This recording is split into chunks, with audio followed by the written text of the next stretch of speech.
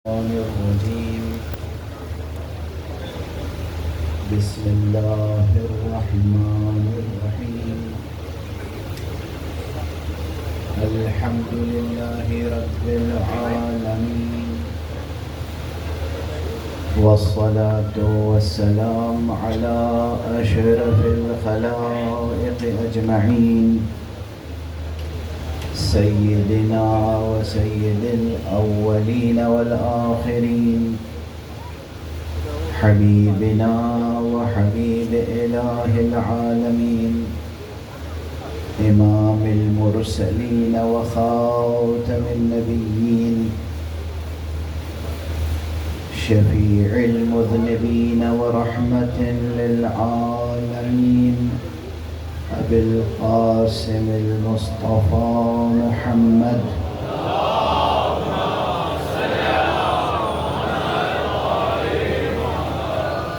وعلى أهل بيته الطيبين الطاهرين الهداة المهديين المعصومين المظلومين، واللعنة الدائمة على أعداء الحق والدين.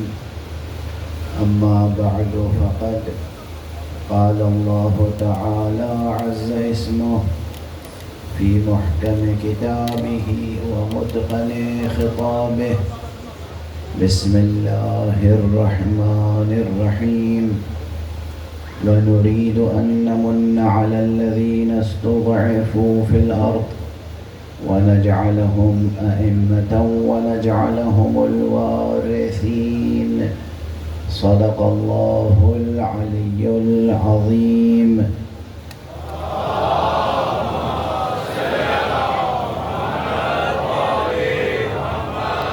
ایک اور بلندر صلوات پڑھیں.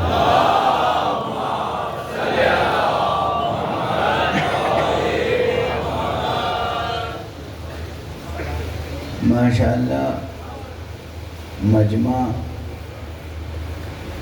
مجمع مؤمنین منتظرین کا ہے.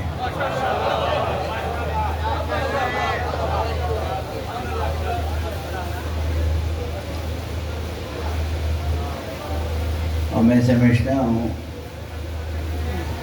کہ اس کرۂ ارض پر کوئی انسان ایسا نہیں ہے جو عدل الہی کا منتظر نہیں ہے. ہر انسان ماشاءاللہ بزم میں مجلس میں علماء بھی ان علماء کی توفیقات میں اضافہ فرمائے. اور پروردگار ہماری امت میں، قوم میں، ملت میں، اس نیشن میں علم کی محبت اور علماء کی قدردانی عطا فرمائے. دیکھیے، یہ سادہ سی بات ہے. جہاں تک میری آواز جا رہی ہے، جتنے حضرات بھی سماعت فرما رہے ہیں، مرد، خواتین، جوان، بچے، اس بات پر سوچیں کہ یہ کیسے ممکن ہے کہ ایک انسان بحیثیت انسان یا ایک انسان بحیثیت مسلم یا ایک انسان بحیثیت مومن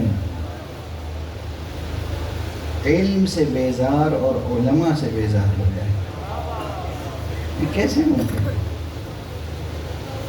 کیسے ممکن ہے؟ اختلاف رائے ایک الگ چیز ہے، استفسار ایک الگ چیز ہے، سوال کرنا ایک الگ چیز ہے.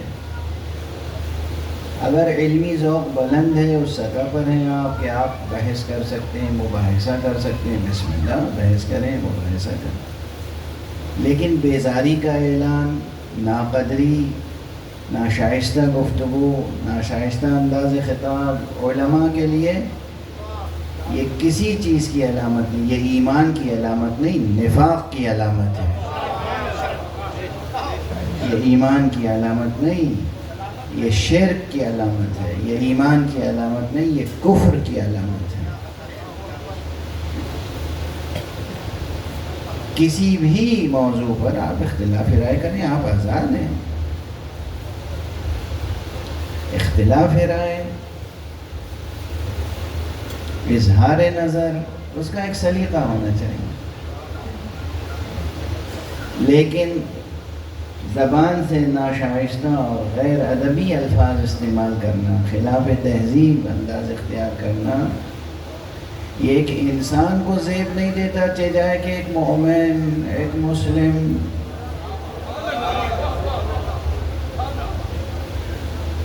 اسلام تہذیب انسانیت کا نام ہے.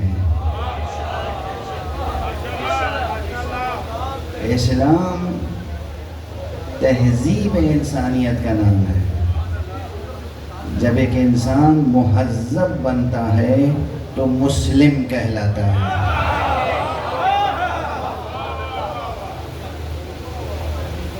اور جب کوئی اپنی تہذیب میں اور زیادہ راسخ ہو جائے، ترقی یافتہ ہو جائے، تو پھر اس کے اوپر مومن کا لقب سجدہ ہے. مومن خوش اخلاق ہوتا ہے، مومن خوش گفتار ہوتا ہے، مومن حشاش بشاش ہوتا ہے. مومن کہتے اسے ہیں جس کا چہرہ دیکھ کے دوسروں کو بشارت حاصل ہو.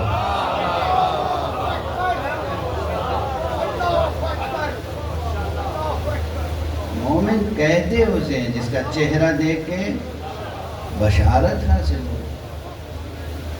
اور جب مومن کسی مومن سے ملے اور لب کشائی کرے، پہلا لفظ نکلے تو بشارت کا لفظ ہو. یہ جو ہمارے یہاں تہذیب ہے السلام علیکم، یہ کیا ہے؟ بشارت ہی تو ہے. امن کی بشارت، عافیت کی بشارت، سلامتی کی بشارت، اللہ کی طرف سے رحمت کی بشارت. کیونکہ یہ جو لفظ السلام ہے یہ کیا ہے؟ اللہ کے ناموں میں سے ایک نام ہے. السلام کیا ہے؟ اللہ سبحانہ و تعالیٰ کے ناموں میں سے ایک نام ہے السلام. وہ 99 نام کی فہرست پڑھی ہے نہیں پڑھی ہے؟ اسماء اللہ الحسنی، اس کی 2-3 فہرستیں الگ الگ ہیں. 1-2 ناموں کا اختلاف بھی ہے روایات کے اختلاف میں، مگر ہر روایت میں اسم مبارک السلام موجود ہے. یعنی متفق علیہ قرآن اور حدیث سب کی روشنی میں اللہ سبحانہ و تعالیٰ کے ناموں میں سے ایک نام کیا ہے؟ السلام.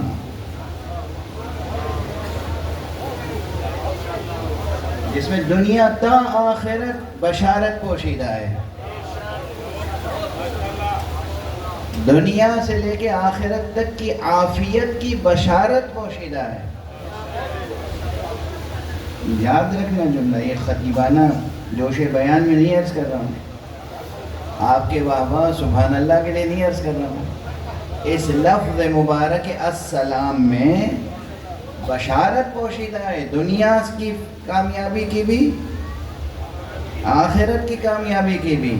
یہ ایک دعا ہے مستقل، یہ ایک ذکر ہے، یہ مستحب ہے، لیکن اس کا ثواب بہت زیادہ ہے.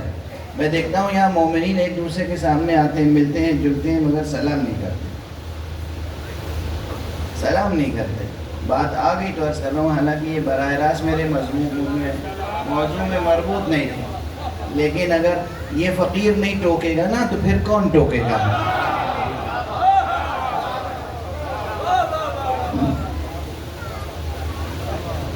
آپ ناراض ہو جائیں. آپ کو خوش کرنے کے لیے مجلس پڑھتا ہوں، آپ کی رضا کے لیے مجلس پڑھتا ہوں، آپ کی داد اور تحسین کے لیے مجلس پڑھتا ہوں. مجھ سے یہ توقع ہے، یہ انصاف نہیں ہے. سلام کا کلچر، سلام کی تہذیب، سلام کی ثقافت پیدا کریں. جب بھی کوئی مومن دوسرے مومن کو دیکھے، ایک مسلم دوسرے مسلم کو دیکھے کہ السلام علیکم، چاہے آپ کا اس سے اختلاف ہی کیوں نہ ہو.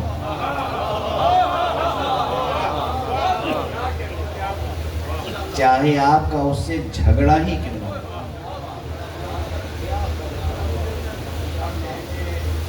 ثواب سلام پر دینے والا کون ہے؟ وہ یا خدا؟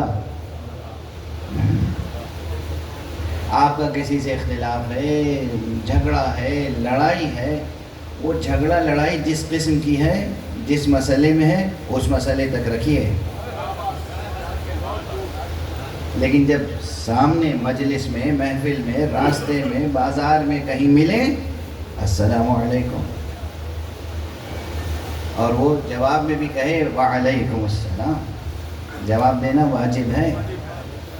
اب یہاں پر اس سلسلے میں روایت بھی کس سے؟ حسینی ہے نا آپ لوگ؟ جو حسینی نہ ہو اٹھ کے چلا جائے، ہم اس سے بات بھی کرنا پسند نہیں کرتے۔ حسینی ہے نا سب؟ بیٹھیں، بولیں، سلامت رہیں، سلامت رہیں، خوش رہیں، سلامت رہیں، خوش رہیں۔ جب غیر حسینیوں سے بات کرنی واجب ہو جائے گی تو کر لوں گا۔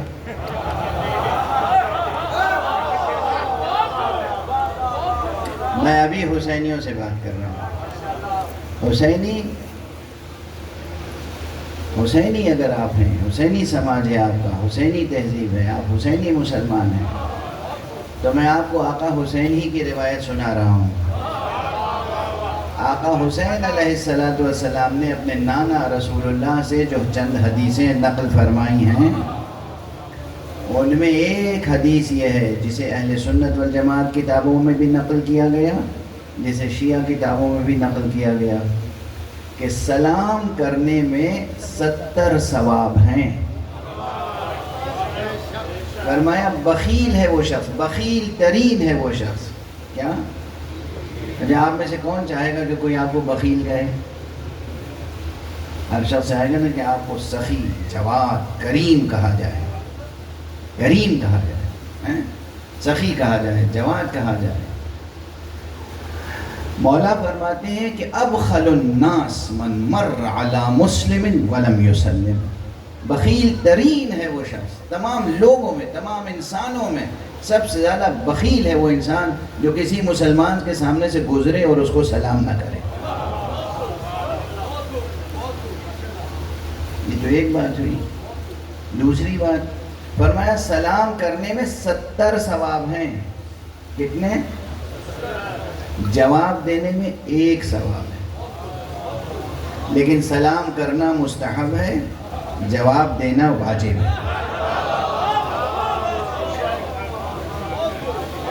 تو اب اگر آپ حسینی ہیں اور کسی سے ناراض بھی ہیں اور وہ سامنے آ گیا تو آپ سلام کیجئے، سلام کرنا واجب نہیں مگر سلام کیجئے مستحب سمجھ کے۔ کیوں؟ آقا حسین نے کہا ہے، رسول پاک نے کہا ہے۔ اور وہ جو صاحب ناراض ہیں، اگر آپ کسی سے ناراض ہیں، اس سے بولنے کا بھی جی نہیں چاہتا اور وہ سامنے آیا، اس نے کہا السلام علیکم، تو آپ اس کو جواب دیں، اس لیے کہ یہ واجب ہے، واجب ہے۔ ناراضگی اپنی جگہ، مگر واجب کس نے قرار دیا ہے؟ اللہ نے۔ خبر کس نے دی ہے؟ رسول اللہ نے۔ تاکید کس نے کی ہے؟ امام حسین نے۔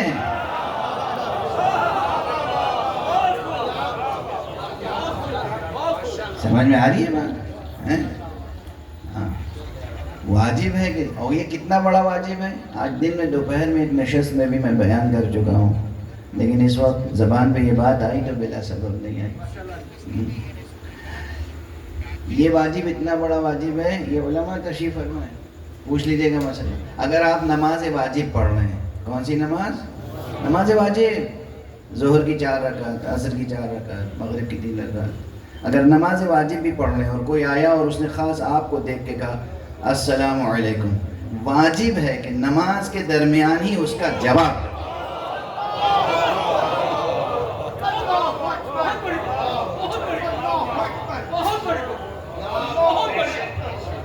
سمجھ میں آئی؟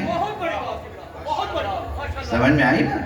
کتنا بڑا واجب ہے یہ نماز کے دوران۔ کیوں یہ واجب ہے؟ نماز کے دوران کس سے مخاطب ہوتا ہے انسان؟ خدا سے، خدا سے مخاطب ہے۔ خدا کہتا ہے اگر کوئی میرا نام لے کے تمہیں خطاب کرے تو اسے جواب دو۔ السلام علیکم کہہ رہا ہے، وہ سلام تو میرا ہی نام ہے نا، اور میرے سامنے کھڑے ہو تو اسے جواب تو دو، میرے نام کا تو احترام کرو۔ سلام کا جواب، یہ اور بات ہے کہ فقہی یہاں پہ نزاکت یہ ہے کہ جواب دینے میں بھی صرف فقرہ استعمال ہوگا، سلام علیکم، وعلیکم السلام نہیں کہیں گے، وعلیکم السلام نہیں کہیں گے، کیا کہیں گے؟ اس نے کہا السلام علیکم یا سلام علیکم، آپ کہیں گے سلام علیکم، وہ کھڑے ہیں سلام علیکم کہا، پھر نماز کنٹینیو۔ اتنا بڑا واجب ہے، یہ واضح ہے۔ آپ کے کلچر میں جو بھی انداز ہو ایک دوسرے سے ملنے کا، بہت سے میرے بہت اچھے دوست ہیں، کاش وہ یہ مجلس سن رہے ہوں اس وقت، شاعر ہیں، ادیب ہیں، انٹلیکچوئل ہیں، بہت بڑے ملک میں رہتے ہیں، اور میں ان کا دل سے احترام کرتا ہوں، اور شاید وہ بھی کرتے ہیں احترام میرا، لیکن وہ ای میل جب کرتے ہیں کہتے ہیں ہائی، اور اس کے بعد انگریزی میں ای میل کر دیتے ہیں، میں کبھی جواب نہیں دیتا،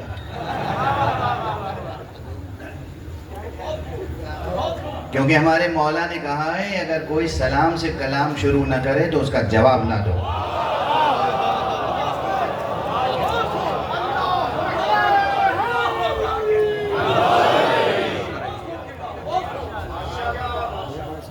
یہ ہائی ہیلو کیا ہو گیا ہے؟ ارے آپ کمپنی میں بیٹھے ہوں، دوسرے غیروں سے آپ جن کا کلچر ہائی پر مبنی ہے، اہل ایمان کے دل کی ہائی پڑے، ان سے کیجئے ہائی ہائی، ہم سے ہائی کریں گے تو ہم وائی کریں گے۔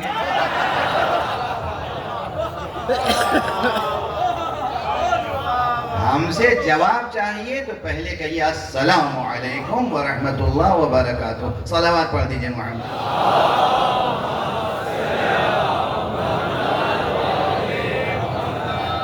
یہ سب بچے سن رہے ہیں، نوجوان، ہائی ہیلو کلچر کے پروردہ بچے، مگر یہ سن رہے ہیں کہ تم آفس میں بیٹھ کے جس سے بھی ہائی کرو، مومن مومن سے بات کرے السلام علیکم ورحمۃ اللہ وبرکاتہ۔ سلام مستحب ہے، سلام اللہ کا نام ہے، سلام رسول کی تہذیب ہے، سلام اماموں کی تاکید ہے، سلام بشارت ہے۔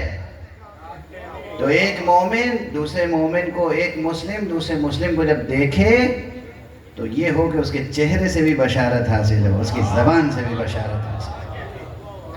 اچھا، سلام کے معنی کیا ہے؟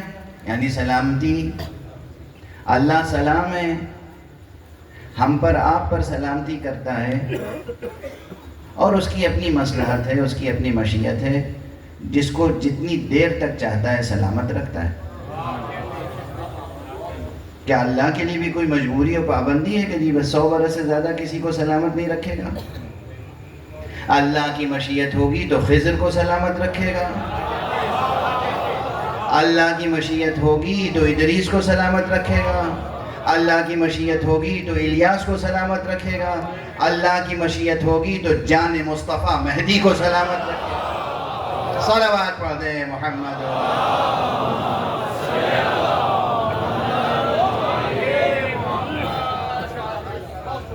بس میں اپنے موضوع پر آ گیا۔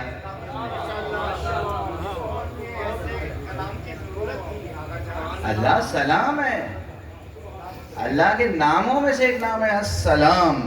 السلام یعنی سلامت رکھنے والا۔ جب وہ سلامت رکھنے والا ہے تو ساری دنیا مل کے کسی کو مٹانا چاہے کامیاب نہیں ہو سکتی۔ وہ سلامت رکھنا چاہے جہاں چاہے سلامت رکھے گا، چاہے وہ عالم شہود میں سلامت رکھے، چاہے عالم غیب میں سلامت رکھے، دونوں عالم اس کے عالم ہیں۔ وہی رب عالم شہود ہے، وہی رب عالم غیب، اور جب جس کو چاہتا ہے شہود کا نظارہ کراتا ہے، جب جس کو چاہتا ہے غیب کا نظارہ کراتا ہے۔ لوگ جھگڑتے رہتے ہیں آپس میں، رسول اللہ کو غیب کا علم تھا یا نہیں، رسول اللہ کو غیب کا علم تھا یا نہیں، رسول اللہ کو غیب کا علم تھا یا نہیں، موٹی موٹی کتابیں لکھی گئیں۔ میں کہتا ہوں یہ معراج میں اللہ نے بلا کے کیا کیا تھا؟ عالم غیب کو مصطفیٰ کے شہود میں رکھ دیا تھا۔ حقیقت معراج یہ ہے۔ غور کیجئے گا اس چھوٹے سے جملے پر، اس فقرے کی تشریح میں سینکڑوں صفحے لکھے جا سکتے ہیں۔ وہ سلام ہے، اس نے چاہا، اس کی مرضی ہوئی، اس کی مشیت ہوئی، قضاء ہدایت الہی یہ ہوئی۔ اب ان ترکیبوں کی تشریح علماء کریں گے، بعد میں ان سے پوچھ لیجیے گا۔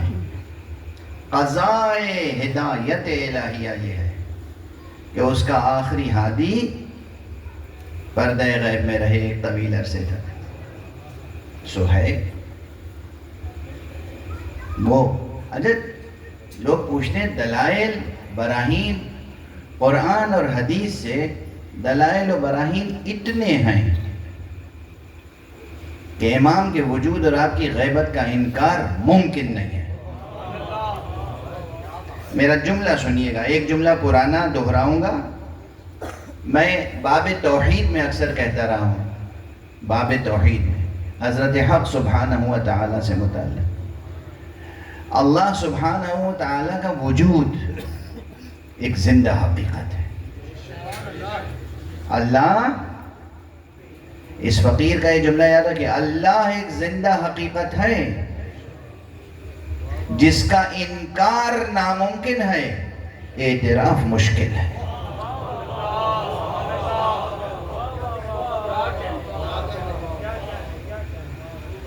غور کریں گے، یہ اولو العزم مومنین، آپ کو ہم اولو العزم سمجھتے ہیں، اولو العزم مومنین، اولو العزم مسلمین ہیں۔ ساری دنیا حسین کی دشمن ہے، اس میں حسین کے نام پہ فرش عذاب بچھانا اولو العزمی کی علامت ہے۔ اولو العزمی ہے، یہ شجاعت ہے، یہ صبر ہے، یہ اولو العزمی ہے۔ تو یہ اولو العزم مومنین، یہ اولو العزم مسلمین، یہ اولو العزم انسان، ان کے سامنے میں بات کہہ رہا ہوں کہ اللہ سبحانہ و تعالی کا انکار ناممکن ہے مگر اعتراف مشکل ہے۔ جتنے دنیا بھر میں ملحد ہیں، کافر ہیں، مشرک ہیں، ان کے ساتھ کیا مسئلہ ہے، کیا معاملہ ہے؟ انکار ناممکن ہے لیکن اعتراف مشکل ہے۔ یہ بڑی فلسفیانہ بحث بھی ہے، یہاں پہ بڑی کلامی بحث بھی ہے۔ بس اسے جملہ میں کئی بار کہہ چکا ہوں مختلف جگہوں پر، اب آج یہ جملہ کہہ رہا ہوں۔ بالکل اسی طرح اللہ سبحانہ و تعالی نے اپنے آخری ہادی کو جس طرح پردہ غیب میں رکھا ہے، جس طرح سے اس پہ دلائل قائم کی ہیں قرآن میں اور حدیث میں، اس کا خلاصہ یہ ہوتا ہے کہ اس حقیقت کا انکار ناممکن ہے، اعتراف مشکل ہے۔ پھر عرض کروں گا کہ یہ مجلسی گفتگو اس طرح سے نہ سمجھیے گا کہ میں آپ کی واہ واہ اور سبحان اللہ کے لیے عرض کر رہا ہوں۔ ایک فکری مسئلہ ہے، ایک علمی مسئلہ ہے، میں اسی انداز سے عرض کر رہا ہوں۔ برسوں کی فکر کے بعد جتنے منکرین وجود مبارک امام زمانہ ہیں سب کے دلائل سن چکا ہوں، پڑھ چکا ہوں۔ ان آنکھوں نے یہ گناہ کیا ہے کہ ان کے حفوات پڑھے ہیں۔ یہ گناہ کرنا پڑتا ہے۔ اللہ کے خلاف لوگ لکھتے بولتے ہیں، رسول کے خلاف لوگ لکھتے بولتے ہیں، ائمہ اہل بیت کے خلاف لوگ لکھتے بولتے ہیں۔ اب چونکہ ہم ان کے در کے فقیر ہیں تو ہمیں پڑھنا بھی پڑتا ہے، سننا بھی پڑتا ہے جواب دینے کے لیے، تو بہت توجہ سے پڑھتے ہیں ہم، بہت کچھ پڑھ چکے ہیں۔ اس کے بعد جو کچھ دلائل ہیں، براہین ہیں، قرآن کی آیتیں اور اپنی تعویل کے ساتھ احادیث، وہ سب پیش نظر ہیں۔ بہت سی چیزیں پلکوں پہ سجی ہوئی ہیں، ایک مجلس میں تو سب ہم عرض نہیں کر سکتے۔ اس تمام مطالعے کا نچوڑ عرض کر رہے ہیں۔ ایک ہادی برحق کی غیبت و طولانی غیبت اور اس کے بعد ظہور، یہ وہ ایمانی حقیقت ہے جس کا انکار ناممکن ہے، اعتراف مشکل ہے۔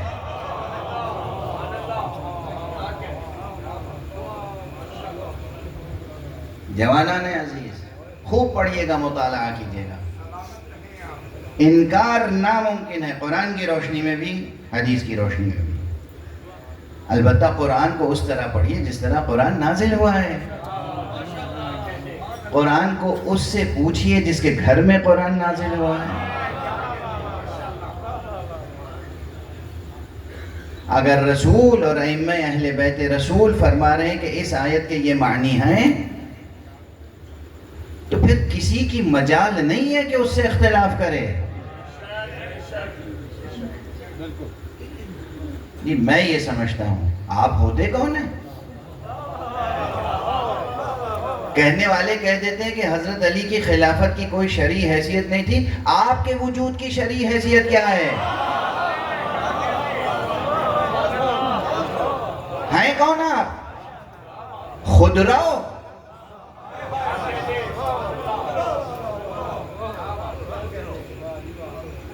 آپ کے حفوات دلائل ایمان ہیں۔ آپ جس چیز کا چاہیں انکار کر دیں، جس چیز کا چاہیں اقرار کریں، اور پھر یہ اصرار کے دوسرے بھی آپ کو فالو کریں۔ ہاں ایسی جگہوں پہ لفظ فالو ٹھیک ہے۔ صلوات پڑھ دیجئے محمد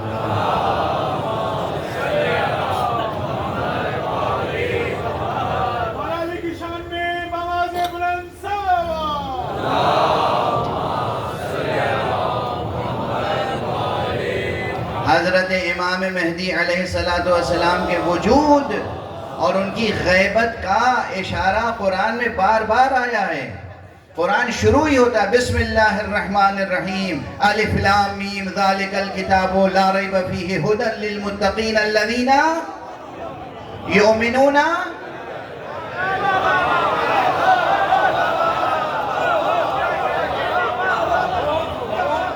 بالغیب۔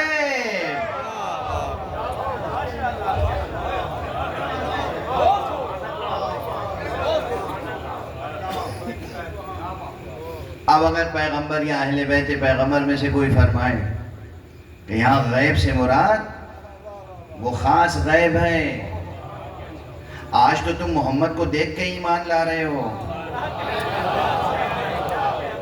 اصلی ایمان ان کا پرکھا جائے گا کہ جب جان محمد غیب میں ہو اور پھر بھی تم ایمان لاؤ۔ صلوات پڑھتے ہیں محمد والے۔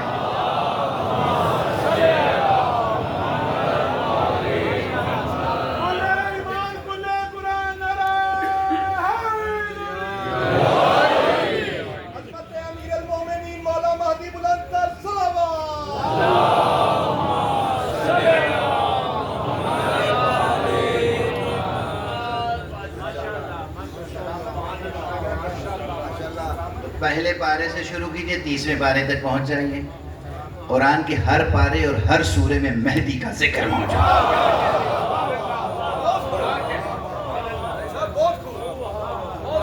سورہ بقرہ مطلع قرآن، سورہ قدر، یہ سورہ قدر جو ہے اس کا خاص تعلق ہے وجود مبارک امام صاحب الزمان سے۔ سورہ قدر یاد ہے نا سب کو؟ ہر نماز میں پڑھتے ہیں نا؟ 5 وقت کی نمازوں میں ایسا کبھی نہ ہو کہ 5 وقت کی نماز میں کسی ایک میں بھی آپ سورہ قدر نہ پڑھ پائیں، یہ اہتمام کیجئے گا۔ 5 وقت کی نمازوں میں سے کسی ایک نماز میں سورہ قدر ضرور پڑھیے گا، یہ اماموں کی تاکید ہے۔ کیوں؟ اس لیے کہ سورہ قدر کا تعلق امام زمان سے ہے، یعنی جب رسول اللہ کے زمانے میں سورہ قدر پڑھ رہے تھے لوگ تو رسول اللہ سے تعلق تھا اس کا۔ جب مولا علی کے زمانے میں پڑھ رہے تھے مولا علی سے تعلق تھا۔ جب مولا حسن کے زمانے میں پڑھ رہے تھے مولا حسن سے تعلق تھا۔ مولا حسین کے زمانے میں پڑھ رہے تھے مولا حسین سے تعلق تھا۔ آج پڑھ رہے ہیں امام زمان سے تعلق۔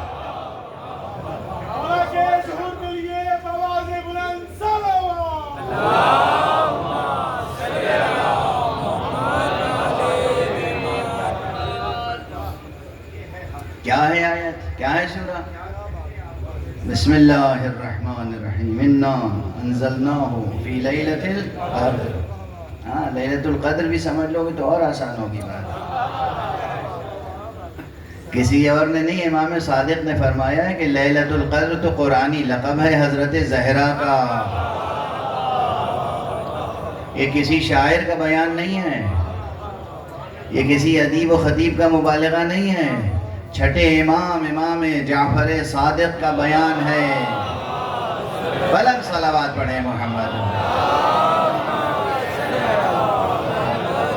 امام صادق کا بیان ہے، فرمایا ہے کہ یہ لیلۃ القدر، اس کا باطن وجود مبارک زہرا ہے۔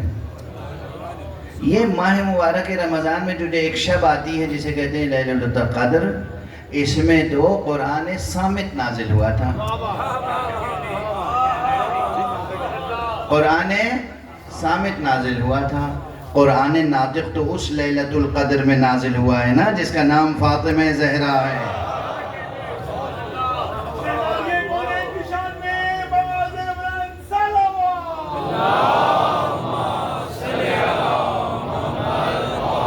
بھائی جن لوگوں کی سمجھ میں یہ منطقی اور تعویلیں نہیں آتی، آپ کی سمجھ میں آ رہی ہیں؟ آپ کا دل گواہی دے رہا ہے؟ دل تصدیق کر دے تو آپ شکر خدا کیجئے، شکر ادا کیجئے۔ لیکن بعض چیزیں ایسی ہوتی ہیں جو بحث مباحثے سے حل نہیں ہوتی۔ آپ بے اختیار ایک واقعہ یاد آ گیا مولا علی علیہ السلام کا، ایک بلند صلوات پڑھیے محمد۔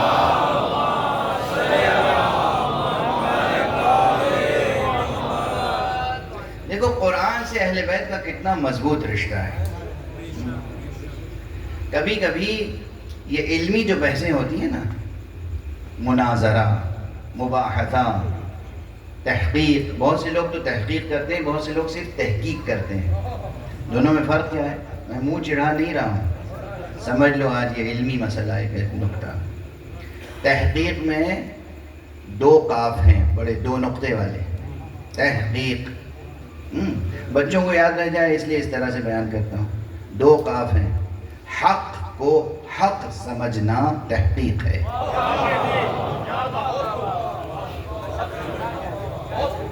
حق کی جستجو کرنا اور حق تک پہنچ جانا اور حق کو حق کہنا، یہ کیا ہے؟ تحقیق۔ تحقیق پنجابی تحقیق نہیں، عربی تحقیق ہیں، برا نہ مانیں گے پنجاب کے حضرات، ہر جگہ کا ایک لہجہ ہوتا ہے، ہمارے ہندوستان کا بھی یہی حال ہے۔ اب تو لکھنؤ میں لوگ تحقیق کہنے لگے ہیں، دلی میں تحقیق کہنے لگے ہیں، دو نقطے والا، اسی لیے بتا رہے ہیں نا، دو نقطے والا قاف، وہ قاف جو ہے تحقیق، حق کو حق سمجھنا، حق کی جستجو کرنا، حق کو حق سمجھنا، حق کو حق باور کرنا، حق کو حق بتانا، یہ ہے تحقیق۔ اب چھوٹا کاف لگا دو، تحقیق، یہ کیا ہے؟ تے بڑی ہے، کاف یہ کاف مرکز والا۔ تحقیق کہتے ہیں حق کرنا، کسی چیز پہ کچھ کھودنا، جیسے پتھر ہے، پتھر پہ آپ کوئی تحریر زبردستی، تو اب یہ دل جو ہے یہ تو تحقیق کا خوگر ہے، حق چھوڑ کے غیر حق زبردستی دل میں ڈالنا، یہ ہے تحقیق۔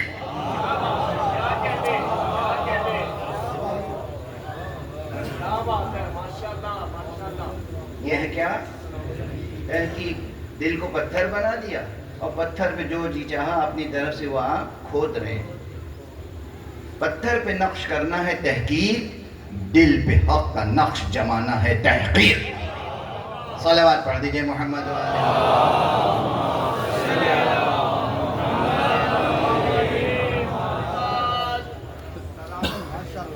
تو میں مولا علی علیہ السلام کا ایک جملہ عرض کر رہا تھا، ایک واقعہ۔ یہ جو لوگ جو ہے ریسرچ کر رہے ہیں اور بحث کر رہے ہیں، مناظرہ کی نہیں، یہ سب الگ بات ہے۔ ایک شخص آیا حضور کی خلافت ظاہری کے زمانے میں، بہت دور سے آیا، کوفے آیا، کہاں سے؟ دمشق سے، شام سے آیا۔ شام سے آیا تو اس کے دل میں اندھیرا تھا،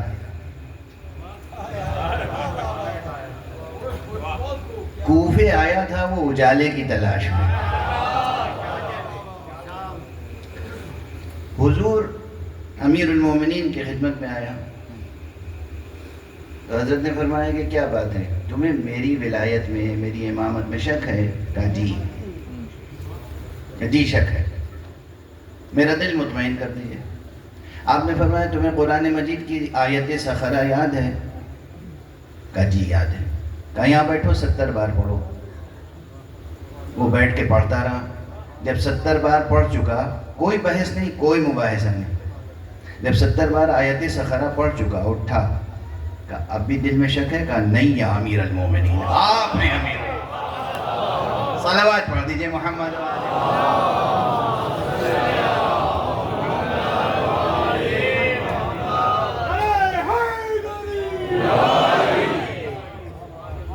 یہ ہے علی, یہ ہے علی کا رشتہ قرآن سے. اگر کوئی قرآن مجید سے مولا علی کی ولایت کی گواہی چاہے تو قرآن اس طرح گواہی دیتا ہے. قرآن اس طرح اس کے دل کو سکون و قرار و اطمینان عطا کرتا ہے. اطمینان کامل, اطمینان علمی, ایمان اور یقین عطا کرتا ہے قرآن. کوئی ایک بحث نہیں, مباحثہ نہیں. بس کہا تمہیں آئے سخرہ یاد ہے؟ جی یا امیر المومنین یا علی, جو بھی کہا اس نے. کہا بیٹھو 70 بار پڑھ لو آیا ہے سخرہ. سمجھ گئے روایت سنانے کا مطلب؟ آج بھی اگر امام زمانہ کے وجود میں کسی کو شک ہے, جائے 70 بار آیا سخرہ پڑھ لے, اسے ہدایت ملے گی. اسے ہدایت ملے گی بشرطے کہ انسان ہدایت کی طلب میں ہو, لجوج نہ ہو, گستاخ نہ ہو, منافق نہ ہو. وقت ضائع کرنے کے لیے بحث مباحثہ نہ کر رہا ہوں, حق تک پہنچنے کے لیے اس کے اندر طلب ہو, جستجو ہو. تو بہرحال یہ ہے قرآن کا رشتہ اہل بیت سے.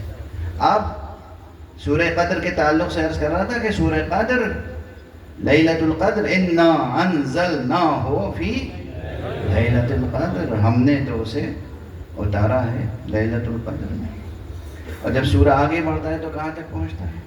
وما ادراک ما لیلۃ القدر لیلۃ القدر خیر من الف شہر تنزل الملائکۃ والروح. یہ تنزلو جو ہے یہ کون سا صیغہ ہے؟ تنزلو اس میں تھا تنزلو, یعنی یہ مضارع کا صیغہ ہے, یعنی یہ پریزنٹ کنٹینیوس کا صیغہ ہے.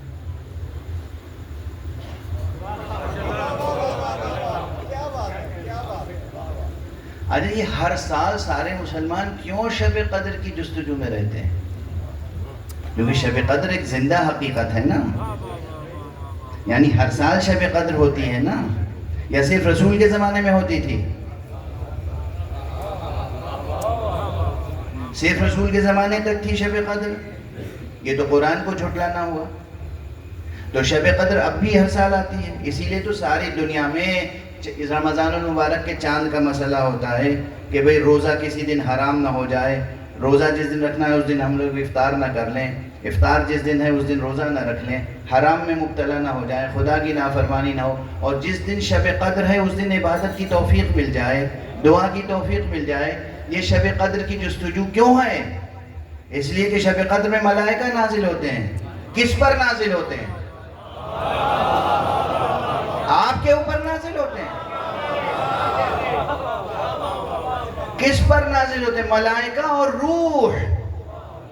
ملائکہ اور روح. تنزل علیہ تنزل الملائکۃ والروح. روح کیا ہے؟ بہت سے لوگ روح کا ترجمہ کر دیتے ہیں جبرائیل امین. معصوم نے بتایا جبرائیل الگ ایک وجود ہے, یہ روح الگ ایک وجود ہے, ملائکہ الگ ہیں. تو اللہ اپنے مخصوص ان مخلوقات کو, فرشتوں کو, ملائکہ کو, روح کو نازل کرتا ہے ہر سال. کس پر نازل کرتا ہے؟ کوئی تو ہوگا جان محمد جس پر نازل ہوتا ہے. کون ہے وہ، کہاں ہے وہ، آپ کو نہیں معلوم، ہمیں معلوم ہے وہ مہدی ہے، منتظر ہے، قائم ہے، حجت خدا ہے، دل و جان حسن عسکری ہے، وارث حسین ہے، اللہ نے اسے پردہ غیب میں محفوظ رکھا ہے۔ صلوات پڑھ دیں محمد و آلہ۔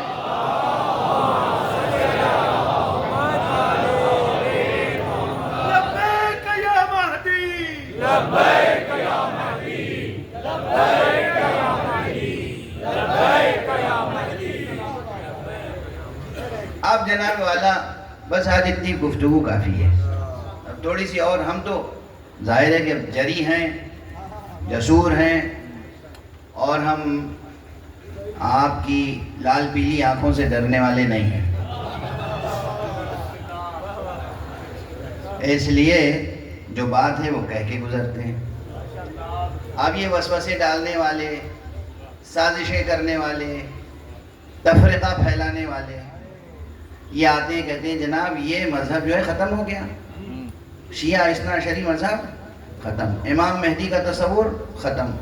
یہ کس نے ختم کیا؟ امام خمینی نے ختم کر دیا۔ کہاں سے یہ استدلال کہاں سے لے آیا؟ یہ خامنئی صاحب جو ولی فقیہ ہیں، وہ ولی فقیہ کا نظریہ ہی اس لیے آیا کہ اب مہدی کی ضرورت نہیں ہے، یہ کہاں سے تفسیر لے آیا؟ اور جو بعض انقلابی بھولے بھالے بچے ہیں وہ بھی سن لیں، جا کے آیت اللہ العظمیٰ امام خامنئی کی ہر تقریر سنیں، اکثر تقریروں کا ختمہ کس پر ہوتا ہے؟ اللہم کن لولیک الحق۔ وہ خود تو امام مہدی کے ظہور کی دعا کر رہے ہیں، آپ انکار کر رہے ہیں۔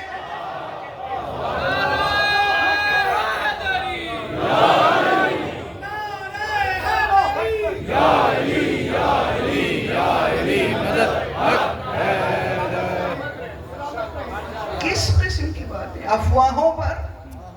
افواہوں پر دین چلتا ہے، افواہوں پہ زندگی چلتی ہے، افواہوں پہ مذہب چلتا ہے۔ مغربی میڈیا کچھ کہہ رہا ہے، وہ مشرقی میڈیا کچھ کہہ رہا ہے، وہ منافق میڈیا کچھ کہہ رہا ہے، وہ سوشل میڈیا کچھ کہہ رہا ہے۔ ارے خود آغائے خامنئی کی تقریر سنو، کیا فرماتے ہیں؟ تقریر ختم ہوئی، ہاتھ اٹھایا، اللہم کن لولیک الحجت ابن الحسن۔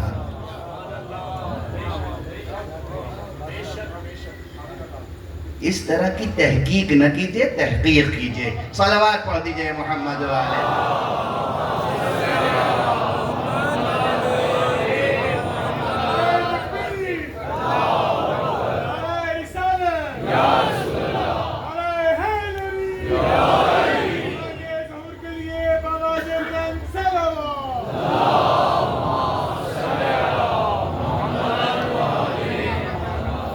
جو چیز جہاں کی ہے وہاں رہے، جو حفظ مراتب ہے حفظ مراتب رہے۔ اللہ اللہ ہے، پیغمبر پیغمبر ہیں، وصی پیغمبر وصی پیغمبر ہیں، ولی فقیہ ہے، مرجع تقلید ہے، ایک عالم عالم ہے، ایک ادیب ادیب ہے، ایک شاعر ہے۔ ہر ایک کو اس کے رتبے میں رکھیں گے تو معاشرے میں امن رہے گا۔ رتبوں میں اگر حفظ مراتب باقی نہ رکھا تو پھر فتنہ ہے، پھر فساد ہے، پھر ٹکراؤ ہے۔ حفظ مراتب روح تہذیب ہے۔ ایک صلوات پڑھ دیجئے محمد و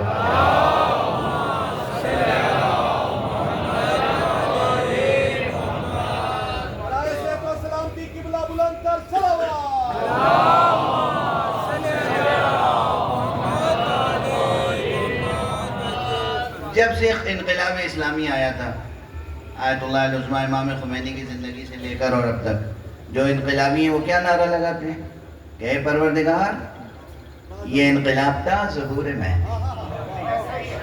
یہ جملہ نہیں سنائی دیتا؟ پروردگار یہ پرچم اس وقت تک خامنئی کے ہاتھ میں رہے جب تک کہ امام مہدی ظہور نہ فرمائے، ان کے ہاتھوں سے ان کے ہاتھوں میں منتقل ہو۔ اللہ ان کا سایہ برقرار رکھے۔ میری سمجھ میں نہیں آتی یہ بات، ابھی کل پرسوں یہ جو اپنے کو شیعہ کہتے ہیں اور اپنے کو مومن کہتے ہیں، حسینی کہتے ہیں، اور سادات کی عزت پر تو کتنے مسئلے اٹھائے ہوئے ہیں. یہاں سادات کی عزت پہ گفتگو کرتے ہو، اور آقائے خامنئی سید نہیں ہے، یہ سید حسینی بزرگوار. اس کی شان میں گستاخی کرنے کا جواز کہاں سے مل گیا؟ جھوٹے ہو، منافق ہو. سادات کی حرمت کی بات کرتے ہو تو اس سید کی بے حرمتی کیوں کر رہے ہو؟ سادات کی حرمت کی بات کرتے ہو تو سید علی سیستانی کی بے حرمتی کیوں کر رہے ہو؟ سادات کی حرمت کی بات کرتے ہو تو سید شبیری زنجانی کی بے حرمتی کیوں کر رہے ہو؟ وہ سادات ہیں جن کا نسب نور کے کرنوں کی طرح روشن ہے.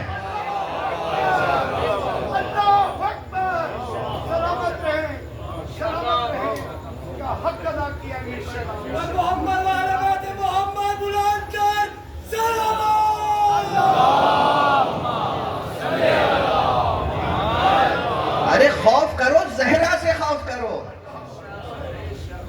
امام حسین سے خوف کرو، اہل بیت سے خوف. یہ سادات جن کے شجرے آئینے کی طرح روشن، نور کی کرنوں کی طرح واضح، ان کی شان میں گستاخی کر کے اپنے کو سمجھتے ہو کہ تم سادات کی حرمت کر کے وکالت کر رہے ہو. دنیا کو دھوکہ دے رہے ہو، اپنے نفس کو دھوکہ دے رہے ہو، اپنی عاقبت خراب کر رہے ہو. تمہیں احساس نہیں؟ لفظوں کا بھی وزن ہوتا ہے، نیتوں کا وزن ہوتا ہے، خیالات کا وزن ہوتا ہے. یہ سب تولا جائے گا روز قیامت میزان عمل میں. بس گفتگو تمام. عزاداری کے مسائل لے کے آ جاتے ہیں. آپ خود دیکھتے ہیں کہ آقائے خامنئی کے گھر میں کس طرح فرش عزا بچھایا جاتا ہے، چاہے وہ محرم ہو چاہے وہ ایام فاطمیہ ہو. ہر معصوم کی شہادت کی تاریخ میں کس طرح وہ سید بزرگوار فرش عزا بچھاتا ہے اور بیٹھتا ہے. اور ابھی تازہ ترین بات ہے، امریکہ کی بمباری ہو رہی ہے اور اسرائیل کی بمباری ہو رہی ہے اور یہ خطرہ ہے اور وہ خطرہ ہے اور نظر نہیں آ رہے ہیں اور بنکر میں چھپ کے بیٹھے ہیں. ظاہر کس دن ہوا یہ علی کا شعر؟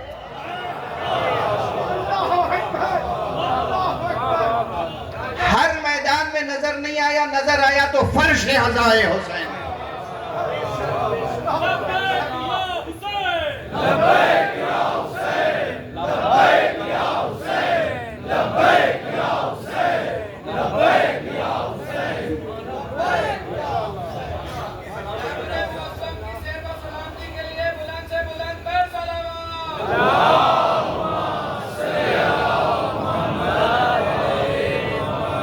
یہ بھی کوئی سیاست ہے؟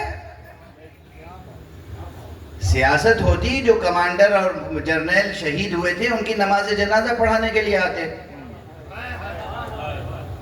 سیاست ہوتی تو میدان آزادی میں آ کے تقریر کرتے. کوئی سیاست نہیں. جہاں دنیا سوچ رہی تھی آج خامنئی آئیں گے، آج خامنئی آئیں گے، آج خامنئی آئیں گے، وہاں نہیں آئے. لیکن شب عاشور، روز عاشور، ساری دنیا نے دیکھا کہ یہ فرزند زہرا اپنے جد کے سوگ میں فرش عزا پہ آ گیا.